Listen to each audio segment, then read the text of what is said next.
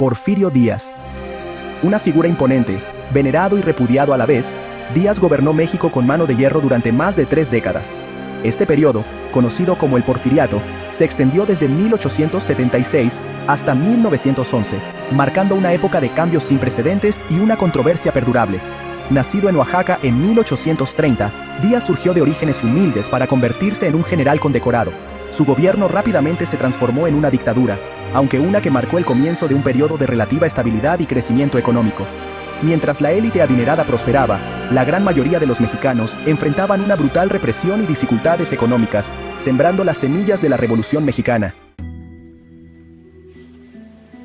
El ascenso de Díaz al poder fue todo menos fácil. Veterano de la Guerra de Reforma y la intervención francesa, había probado tanto la victoria como la derrota en el campo de batalla. Una vez en el poder, Díaz se movió rápidamente para consolidar su control, centralizando el gobierno y eliminando la oposición política. Sus rurales, una fuerza policial rural, silenciaron la disidencia y mantuvieron el orden a través del miedo y la intimidación.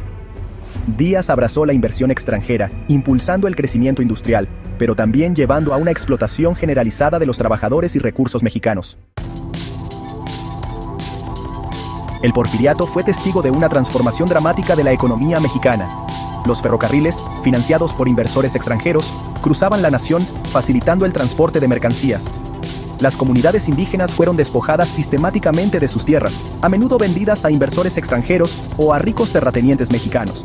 A pesar del progreso económico, la desigualdad social se disparó, con la élite adinerada adoptando costumbres europeas mientras las masas empobrecidas enfrentaban una represión brutal.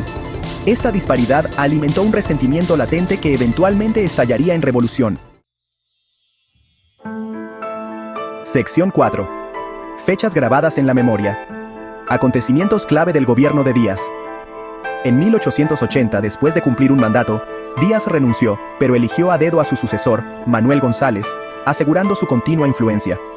4 años después, Díaz regresó al poder, eludiendo el principio de no reelección. En 1907, una grave crisis económica se apoderó de México, exponiendo las vulnerabilidades de su dependencia de la inversión extranjera. El descontento social creció a medida que el desempleo se disparaba y los salarios se desplomaban, erosionando aún más el control del poder de Díaz. En 1910, Díaz declaró su intención de retirarse, lo que desencadenó la actividad política a medida que los grupos de oposición se movilizaban para desafiarlo. Esto preparó el escenario para la revolución que pronto envolvería a la nación. Sección 5. El ocaso de un dictador, la caída de Díaz y el legado del Porfiriato. El año 1910 marcó el principio del fin para el Porfiriato. Francisco I. Madero desafió a Díaz en las elecciones presidenciales, galvanizando a la oposición a pesar del fraude electoral generalizado. En noviembre de 1910, Madero emitió su Plan de San Luis Potosí, llamando a un levantamiento armado, marcando el inicio de la Revolución Mexicana.